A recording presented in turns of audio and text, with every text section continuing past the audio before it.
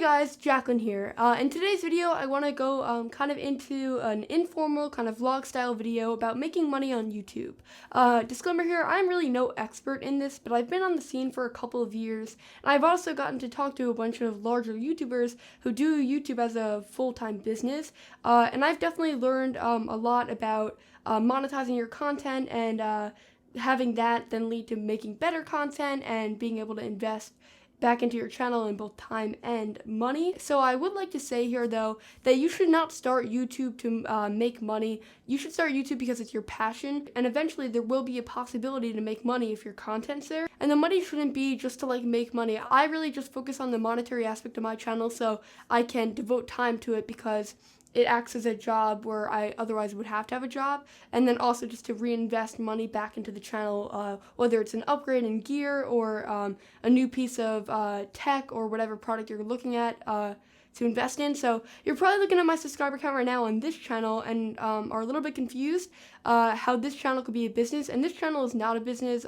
This channel is really made just because I had a passion for making films, and I don't really ever expect it to turn into a business. But the channel that I have kind of made into a part-time job is Nothing But Tech 88. Many of you probably know me from there, and many of you guys are smaller content creators and you kind of want to get into YouTube and you want to start monetizing your content so you can make better quality videos. So in today's video, I kind of just want to go over how to do that, or what I've learned so far, and I'll probably have to update this sometime in the future, but here it is for 2017. So the genre of my channel is a tech channel, but this will relate to most channels, especially product-oriented channels. For travel channels or vlogging channels, there definitely a lot of these things still will relate in certain ways, but this is really oriented for product channels. But yeah, you should just stick around because there definitely are some useful tips in here. So in my experience, there are three main ways to make money on YouTube and just using like new media as a whole. So the first one is AdSense, which is YouTube's way of paying creators. The second is affiliate links, and the third is sponsors. So I will say that AdSense makes up a very small portion of my income. The other two ways make up a lot larger part of my income, and that's basically what it is for creators under like the 500,000 subscriber threshold. And then after that, AdSense becomes a bigger part, but there really is like no middle way. In AdSense, you either are making a ton of money or you're not making a lot of money. So these other two ways are definitely going to be more beneficial to smaller creators out there, but I just want to quickly mention AdSense. Let's start with that one. So AdSense works by Google running advertisements on your video, so whether that's like a lower third advertisement here, or a 5-second skippable ad, or a 30-second non-skippable ad, there are definitely a bunch of ways that YouTube monetizes your content by putting advertisements. So basically, advertisers pay YouTube, or pay Google actually, to promote their advertisements, and then Google finds out which channels it would work best on and then promotes it in front of those videos if they have monetization turned on. So anyone can really monetize their channel, and as long as you don't use copyrighted music or stuff like that, your videos can be monetized. And then within the YouTube monetization settings, you can kind of adjust them if you want skippable ads or non-skippable ads. And what I will say is recently I've noticed that a lot of larger content creators turned off skippable ads, and I actually find that really annoying. So although you might be losing some cash, I would say that you should always leave on skippable ads because it's better to have someone stay on your video in terms of like growing than having someone see that it's a 30-second non-skippable ad and leaving the video, because then you lose an opportunity to get a new subscriber. So I would say at least for the beginning of your channel, you should leave on skippable ads. There's a simple way though that YouTube content creators can lose all of this money, and it's through ad block. So AdBlock is a service that viewers can turn on their browsers, and then it knocks out all of the advertisements. So basically what that does is then they don't see advertisements and you don't get paid, and this is kind of something that Google doesn't want. But then there's something called YouTube Red, which is something that Google does want. So basically that's a $10 subscription per month, and it turns off all advertisements on videos. But content creators get a share of that money alongside their ad money. So that doesn't actually affect content creators too much, but AdBlock definitely does. So what you often see is people turn it off when they get to their favorite content creators and they can help them make money. And if you guys want to do this for my channel, obviously you can, but right now my current channel, MBD Productions, is not monetized. That could change in the future, but what you want to do is you want to build up an audience before you monetize your content, because it's easier and people prefer it when there's not ads in front of your videos.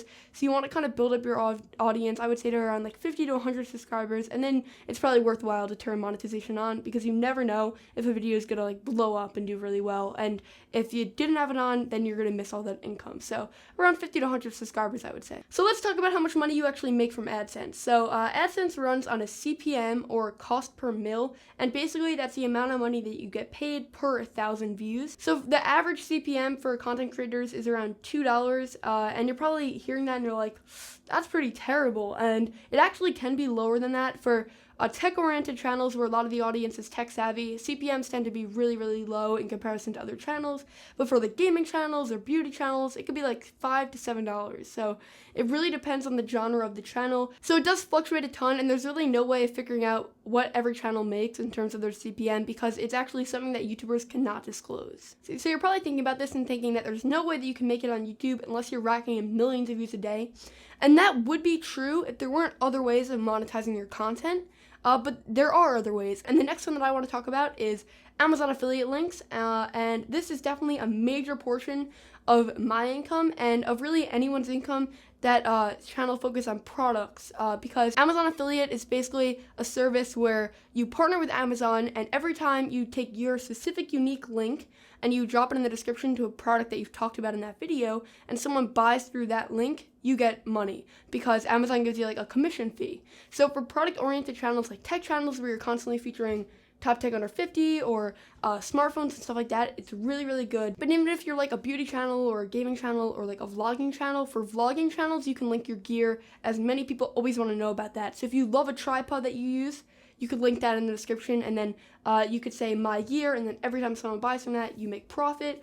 Or for beauty channels, you can link whatever like beauty product you're looking at. And for gaming channels, it's a little bit more tough, but if you play a certain game in a video, then you can link in the description down below like an Amazon link to that game where they can buy it. So there definitely are ways to use Amazon affiliate links, but it's probably the best if you are a product-oriented channel. So the amount of commission that you make on every sale through Amazon kind of based on how many products that you sell per month and to which countries you're selling to, but you can get into really, really high percentages, like 7 to 10% or more. So if you're consistent on it and you sell a lot of products on it, it can actually be really helpful, because if you sell, I'm going to go back to the tech channel because that's what I am. So if you sell an $800 camera and you make 10% off that, you make $80. So you could see with just one sale how helpful that could be. So if your video gets like, let's say 100,000 views, and like 10% of the people buy the product in the video, you can end up making a lot more money that you could make than you can make via AdSense, because you'd only make $200 from AdSense if we use the average CPM,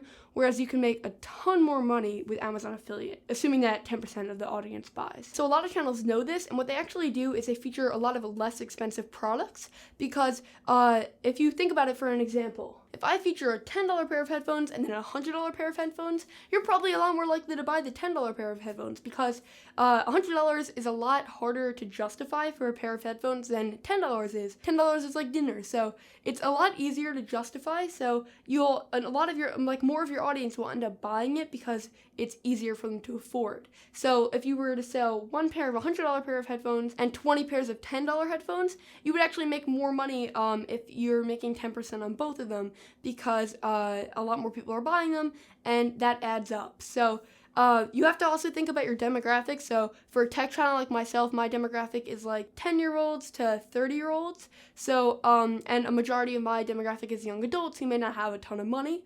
So I have to think about that, and because of that, I feature a lot of less expensive products because they're easier to sell, and my audience is more interested in that.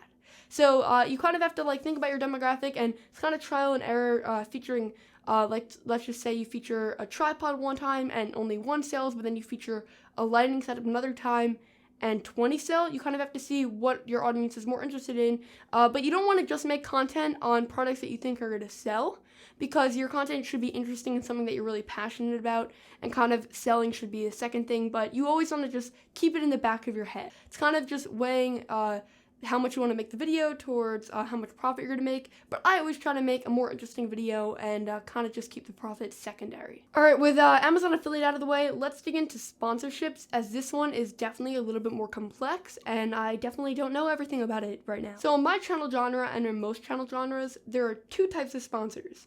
Sponsors that give you the product in return for a video, and sponsors that give you the product in return for a video plus pay you for the video. I would say that from about 0 subscribers to 1,000 subscribers, you can expect to be compensated with a product, but then after around 1,000 subscribers, you can expect to ask companies for money as well and have some companies actually pay you. This one is definitely a tricky topic, but the two main things that I want to say before diving into the actual logistics of it is that you should always think about the demographic of your audience. If a sponsor's offering to pay you, let's just say $50,000, but the product is so irrelevant to your audience, you shouldn't do it.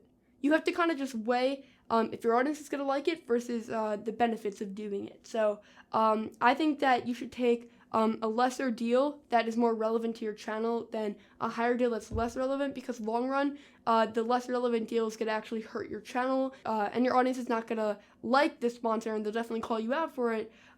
Whereas if it was like more relevant to the channel, it would make more sense. So let's say you're a beauty channel, but then out of nowhere you just do like a gaming video. Like that just would be irrelevant to your audience. You're better off taking a sponsor for a makeup product instead, even if it's a little bit less, because long term that will help your growth.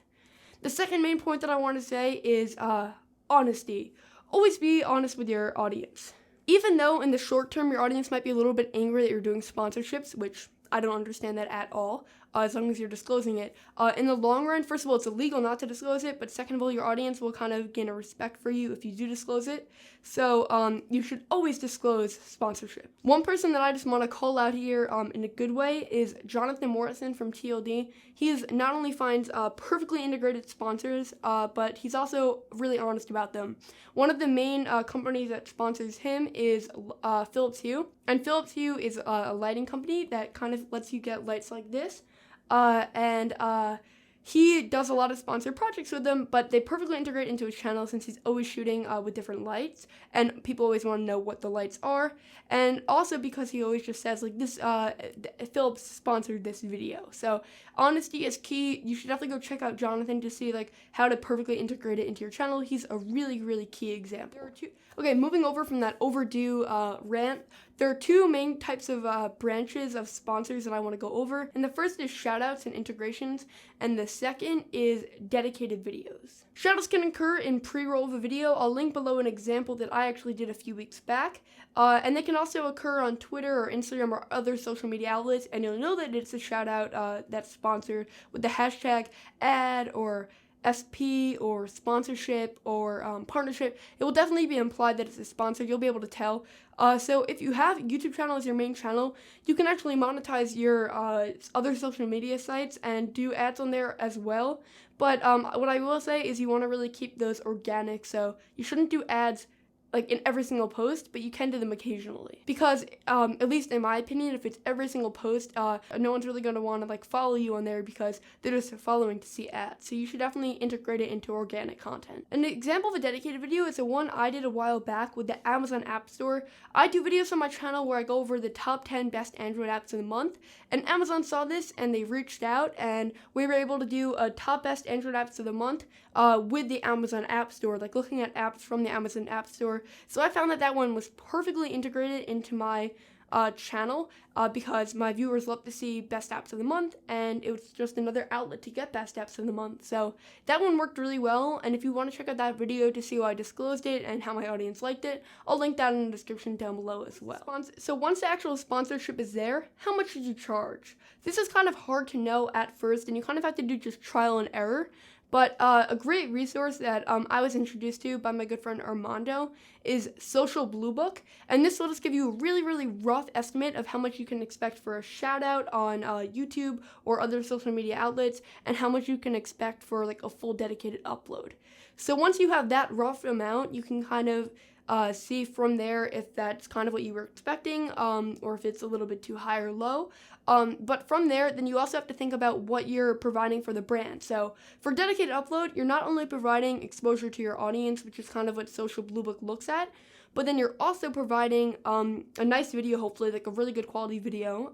Second thing, you're also providing a platform where that video is going to be there for as long as YouTube's up, because for brands that run like campaigns and stuff through AdSense, that's like a campaign for like a 30-day period or however long, so it doesn't last forever, whereas this advertisement or like whatever advertisement you're doing will last forever, or as long as YouTube's alive, I guess I should say. But you kind of have to think about that. So you're offering a really, really good quality video, exposure to your audience, and then a platform where that video is going to be. So you kind of take that rough amount from Social Blue Book and add on, and then from there it's kind of trial and error to see how much you're really worth. And as your subscriber count goes up, so will the payment. That's kind of my really, really rough guide to making money on YouTube. It's kind of a learning process for sure. I mean, I've been on YouTube for 2 years and I still really do not know the vast majority of things. So if you're a content creator out there and you want to add to this, you can either comment it down in the description down below or make your own video on it. I know that Jeremy Judkins made a video like going over all of his earnings, and that was definitely a helpful resource to smaller content creators to kind of see what you can make from AdSense with different views and stuff like that. So if you want to watch that video, I'll link that in the description down below. But YouTube is definitely up and coming, and brands are finally starting to see how useful YouTubers are because they have a really big audience that cares about them, and having someone promote something to their audience that trusts them is a lot better than just randomly promoting something on YouTube from your brand who no one really knows about yet. So companies are definitely starting to see the potential of YouTubers, and with that, it's an awesome time to be into the YouTube game. But you should always try to remember that money is not the reason why you start YouTube, your passion is. And with that in mind, I think I'm going to end the video here. I appreciate you guys all taking the time to watch it. We have a vlog coming up in the next few weeks, so be sure to subscribe to the channel if you enjoyed this content and you want more of this alongside vlogs and travel stuff. And I'll catch you guys in the next video. Bye.